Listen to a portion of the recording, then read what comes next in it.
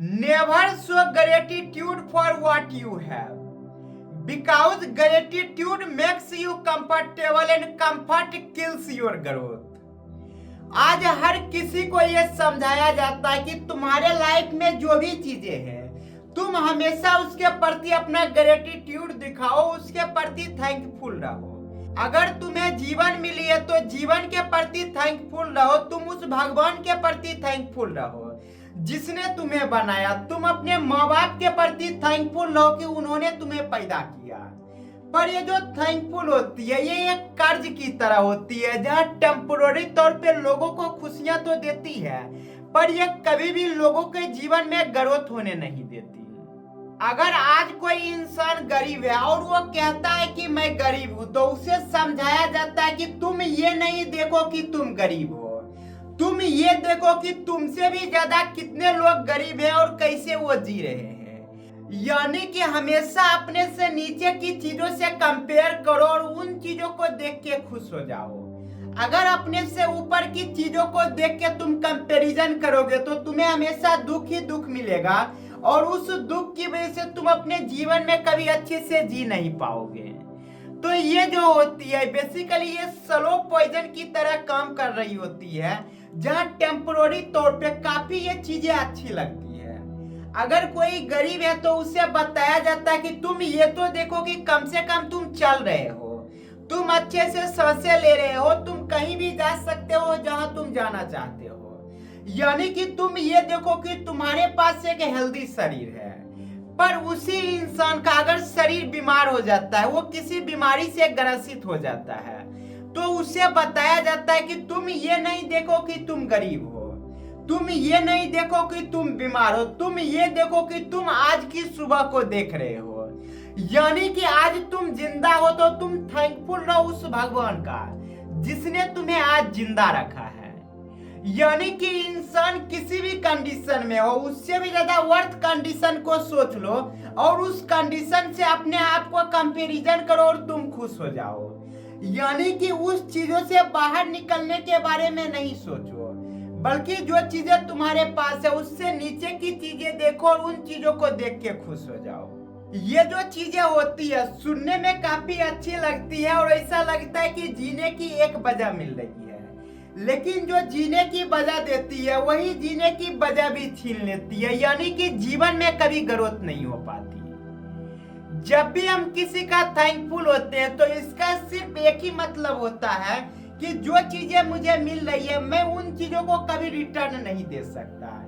यानी कि मैं एक कर्जदार बनते जा रहा हूं, जहां कर्ज का जो बोझ है वो धीरे धीरे बढ़ते ही जा रही है। अगर किसी को लगता है कि मेरे मम्मी पापा ने मुझे पैदा किया है तो मैं इसका थैंकफुल रहूं, पर इसका थैंकफुल होने की जरूरत नहीं है, बल्कि इसका रिस्पॉन्सिबिलिटी लेने की जरूरत है। अगर माँ बाप ने बच्चे को पैदा किया है तो वो किसी न किसी पर्पस के लिए पैदा किया है, तो उस पर्पस को सर्व करना होता है कि किस प्रकार से उनकी पर्पस को पूरा कर सके। ये नहीं कि हम ये बोले कि हम थैंकफुल है कि मेरे मम्मी पापा ने मुझे जन्म दिया। मुझे ये सोचना है कि मैं किस प्रकार से वो जिस चीज के लिए मुझे पैदा किए मैं उन चीजों को रिटर्न कर सकूं। यानी कि जब हम रिटर्न देने की बात करते हैं, जब रिस्पॉन्सिबिलिटी लेने की बात करते हैं, तो हम देखते हैं कि किस प्रकार से हम कोई ना कोई एक्शन लेते हैं। लेकिन जब हम थैंकफुल हो जाते हैं तो ये एक पैसिव स्टेट होती है जहां पे हमें कुछ करना नहीं होता। यानी कि अगर आज मुझे कोई 10 लाख रुपया दे दे तो मैं थैंकफुल रहूंगा उसका जो मुझे 10 लाख रुपये दिए। लेकिन अगर मैं थैंकफुल नहीं होता हूं जिसने मुझे 10 लाख रुपये दिए, तो इसके बदले मुझे ये सोचना होगा कि मैं ऐसा क्या करूं कि उनके 10 लाख रुपये को जस्टिफाई कर सकूं। यानी कि जो चीजें मुझे फ्री में मिली है मैं उन चीजों को फ्री में एक्सेप्ट नहीं कर रहा हूं, उन चीजों के प्रति मैं रिटर्न देने की बात कर रहा हूं। इसे कुछ ऐसे भी समझ सकते हैं कि अगर किसी इंसान को ये लगता है कि हम हवा ले रहे हैं सांस के रूप में जिसमें हम ऑक्सीजन को कंज्यूम कर रहे हैं, यानी कि मुझे जो ऑक्सीजन मिल रही है मैं उसका कारण नहीं हूँ। अगर मैं 10 पेड़ के जितना ऑक्सीजन ले रहा हूँ तो कहीं ना कहीं मैं इस नेचर का कर्जदार हूँ, इस प्रकृति का कर्जदार हूँ। तो मुझे यहाँ पे थैंकफुल नहीं बोलना है, बल्कि अगर मैं 10 पेड़ों के ऑक्सीजन को कंज्यूम कर रहा हूँ तो मेरी ये रिस्पॉन्सिबिलिटी बनती है कि कम से कम 10 पेड़ लगाऊं ही, या फिर 10 पेड़ से ज्यादा लगाऊं, ताकि मैं उन चीजों को रिटर्न कर रहा हूं जो चीजें मुझे मिली है। यहाँ पे इन चीजों से क्या होता है कि हम कर्ज से बाहर आते हैं और हम देने वाले बन जाते हैं। यानी कि जब तक हम थैंकफुल होते हैं तब तक हम कर्जदार होते जाते हैं, और ये कर्जदार होना एक नौकर माइंडसेट की निशानी होती है। अगर किसी राजा को किसी के पास कोई ऐसी चीजें दिखती है जो चीजें उसे पसंद आ जाती है, और वो सामने वाले इंसान को बता रहा होता है कि मुझे ये चीजें पसंद है, मुझे ये चीजें दे दो, तो सामने वाला जो इंसान होता है वो हमेशा चाहता है कि राजा को मैं ये चीजों को भेंट कर दूं। यानी कि राजा को ये चीजें पसंद है तो मैं इन चीजों को गिफ्ट कर दूं। पर जिस मोमेंट पे वो राजा को कोई भी चीजें गिफ्ट करना चाहता है तो राजा कभी भी उन चीजों को फ्री में नहीं लेता, बल्कि उसके बदले अपनी कोई ना कोई चीजें दे देता है।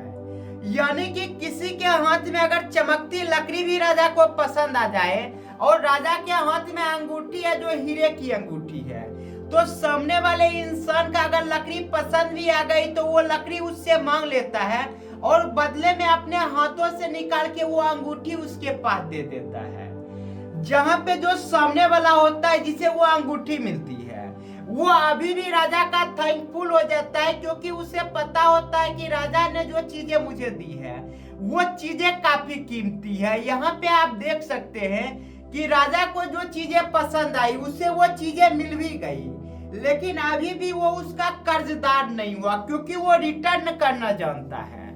तो जब भी कोई इंसान रिटर्न करने की बात करता है तो वो हर एक चीजों से आजाद हो जाता है जिन चीजों में वो बंधा हुआ था। यानी कि अगर किसी को लगता है कि भगवान ने मुझे लाइफ दी है और मुझे भगवान का शुक्र अदा करना चाहिए, या फिर मुझे भगवान का थैंकफुल होना चाहिए, तो यहाँ पे भगवान का थैंकफुल होने के बजाय हमें ये देखना चाहिए कि आखिर भगवान ने किस पर्पस से मुझे पैदा किया है, क्या मैं उस पर्पस को सर्व कर रहा हूँ। अगर इसका जवाब है हाँ, तो भगवान को आपके थैंकफुल की कोई जरूरत नहीं है। यानी कि थैंकफुल हमेशा ग्रोथ को किल कर देती है, लेकिन रिस्पॉन्सिबिलिटी हमेशा इंसान को ऊपर उठा देती है।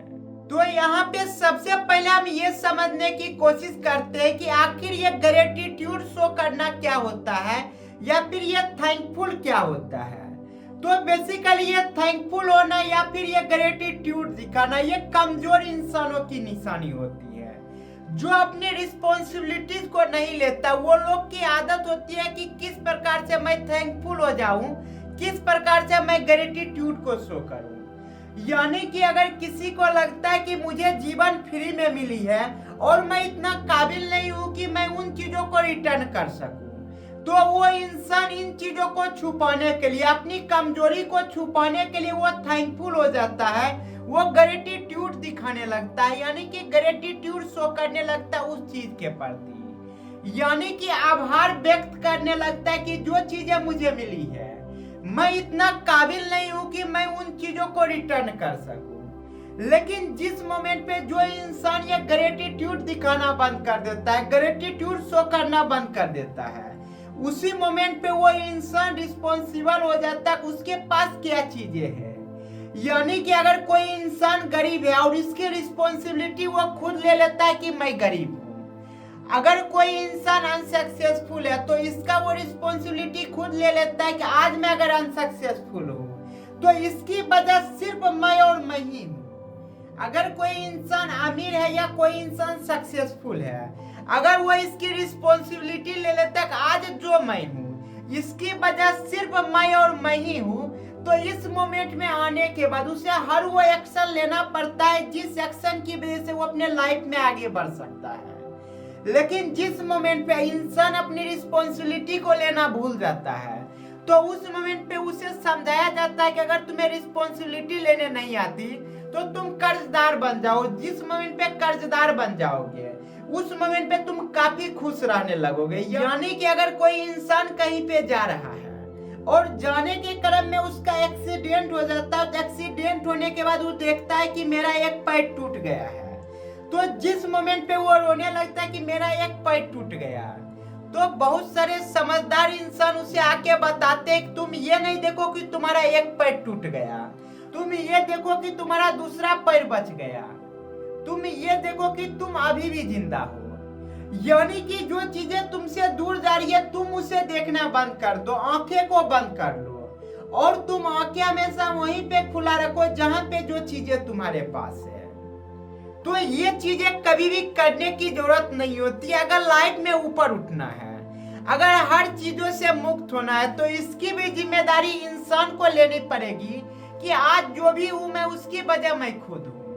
अगर कोई चीजें मुझे वैसी मिल गई है जिन चीजों के पीछे का कारण मैं नहीं हूं, तो मेरी ये रिस्पॉन्सिबिलिटी बनती है कि किस प्रकार से उन चीजों को रिटर्न कर सकूं। गिल्ट में वही नहीं जीता जो कर्जदार नहीं होता, जो देने वाला होता है वही अपने लाइफ को सुकून से जी पाता है। यानी कि इंसान जब तक थैंकफुल रहता है तब तक वह कर्जदार रहता है, और कर्जदार होना सिर्फ एक नौकर माइंडसेट की निशानी होती है, एक किंग माइंडसेट की नहीं। एक किंग कभी किसी का थैंकफुल नहीं होता, बल्कि जो चीजें उससे मिली है हर चीजों को वो जस्टिफाई करता है, हर चीजों को वो रिटर्न करता है। अगर वो किंग बना है तो उसकी जिम्मेदारी बनती है कि किस प्रकार से अपनी प्रजा को सेवा कर सके, और वो अपने प्रजा का अच्छे से सेवा करता है, न कि प्रजा का थैंकफुल होता है कि तुमने मुझे राजा बनाया। वो राजा बना क्योंकि उसके अंदर कैपेसिटी थी, वो काबिल था इतना कि वो राजा बन सके। अब जनता को उससे उसका थैंकफुल नहीं चाहिए, बल्कि अगर जनता ने किसी को राजा बनाया है तो वो राजा का फर्ज बनता है कि किस प्रकार से जनता का सेवा कर सके। यानी कि अगर सब मिलके किसी एक को राजा बनाया तो उस राजा की रिस्पॉन्सिबिलिटी बनती है कि इसकी पर्पस को पूरा कर सके, जिस पर्पस के लिए मुझे बनाया गया, न कि मैं सिर्फ थैंकफुल रहूं उन लोगों का जिन लोगों ने मुझे राजा बनाया। तो आज से अगर आपको जीवन में आगे बढ़ना है तो सबसे पहला कदम ये उठाओ कि थैंकफुल होना बंद करो और रिस्पॉन्सिबल बनो। जो चीजें तुम्हारे पास है उसकी रिस्पॉन्सिबिलिटी लो कि मेरी वजह से ये चीजें मेरे पास है। अगर मेरी वजह से नहीं है तो मैं इसकी कीमत चुकाऊंगा, लेकिन मैं कर्जदार नहीं रहूंगा।